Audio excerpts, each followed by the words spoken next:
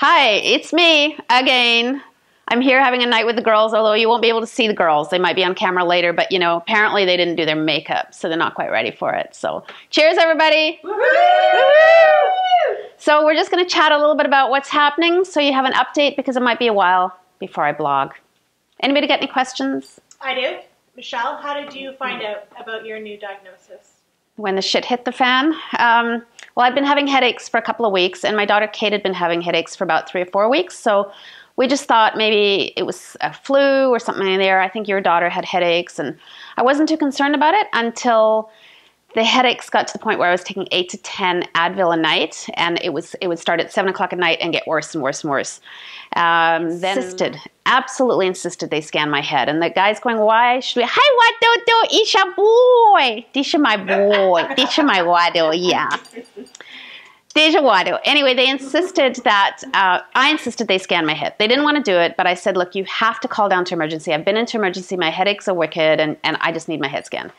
So they, these are my voice, so they scanned my head as well. But then I left thinking, it's fine. Asked Wade to drive me to the hospital because I was in so much pain. It was incredible. I couldn't imagine it.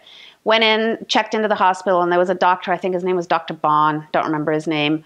And I said, look, I had a CT scan yesterday of my torso and my head. Can you please pull it up? So Wade dropped me off, and I think he went to the doctor, or home to get some stuff. Dr. Bond came in right away and said, you have tumors in your brain. And I said, no. I said, is there any possibility it's not cancer? And he said, come take a look. So he took me out and he showed me, and there's a big one right here in my function part, and then one here for my senses. And again, I asked, is there any chance it's not cancer? And he said, no, it's metastases, it's brain cancer, and we have to deal with it right away. So there you go. Michelle, you're a strong girl. I'm just wondering how you're dealing with the diagnosis. Depends on the day. I don't believe in dying. I have so many things to do with my life. It's insane. My biggest struggle with this whole thing is the pain it's causing my family, the pain it's causing my kids, my dad, my sister, my immediate family. Just all that is really hard for me to take. I've always looked after myself, and so my days are, my days are pretty good, but then, I do have meltdown days. Like yesterday, I had a real meltdown day. So it's not as if I don't cry about it, because there are times when I'm devastated. I mean, they're cutting into my brain.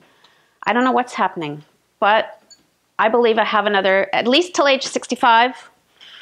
I'm pushing for that, and if it's not age 65, 70, that'd be better. But I'm very worried. I'm very worried to go under the knife. So Michelle, can you tell us what's going to happen next?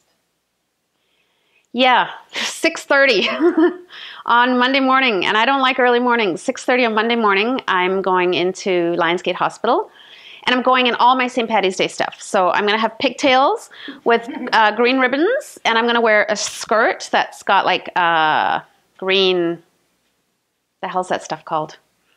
Boa, a green boa sewed to it, and Debbie's getting me a glow-in-the-dark thing. I mean, it's all going to be taken off when I get there because they have to prep me, obviously. But I'm going to go full-on green, and then they prep me in for the brain surgery, and they're going to remove this tumor here, and then I've got 3 or 4 days recovery, and then they're going to determine what it's done to my movements and stuff. I'm bumping into walls now anyway, and it's definitely not bubbly. Not yet anyway. So they're gonna try to get my mobility back, and if I'm good, I'll be probably heading home 4 days afterwards. If there's a problem, then they'll put me into rehab there at Lionsgate in a different area where they'll help to try and get some of my movement back. And then they're scheduling me for, I don't know, what do you call it, torture, where they design this metal cage that goes on my brain, and I have to go to BC Cancer Agency and get targeted radiation to get rid of this tumor, because this tumor is in a very sensitive area. They can't operate on it, so it has to be blasted out by targeted radiation.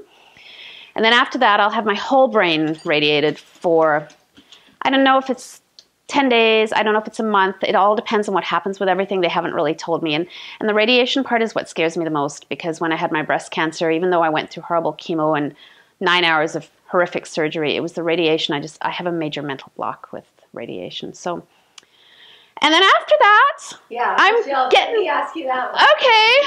okay. So when you're out of the hospital now and you've recovered and you're back to your blog and thinking about your travel blogging and whatnot, what's going to be one of the first things on your list of things to do? Well, I'll have a lot to do because there's a lot of amazing things happening on my travel blog. A couple of you guys know some of the ins and outs, and I can't talk about it right now, but Or you have to kill us? yeah, I'd have to kill you. Or bring us. Yeah, exactly, bring you. So this was all planned before I got sick. So it's sort of imminent and was meant to be launched in June. It'll probably be later than that.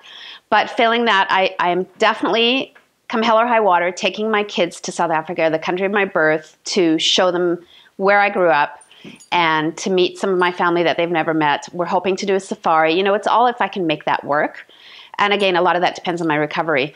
I'll be still focusing a lot on my cancer blog because this has given me a whole new perspective on what can happen when you get metastases. Oh my God. I mean, I remember people getting it, people I know thinking, how would I ever handle getting my cancer back? Well, I have handled it. Well, I haven't handled it yet, but I will handle it. And there'll be more bubbles, definitely more bubbles, more beaches. River cruise is in the works. That I can talk about because I've had a lot of requests from my subscribers to go on a river cruise and check it out. We just have to pick the location. And if it's Africa, that's even perfect because that'll work with my trip with my kids. Otherwise, it'll probably be Europe.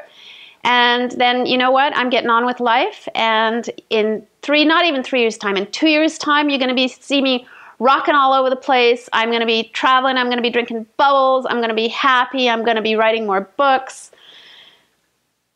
There's nothing stopping me now, kids. Cheers, everybody. Cheers. Cheers. Thanks, guys. Let's have fun tonight. Yeah.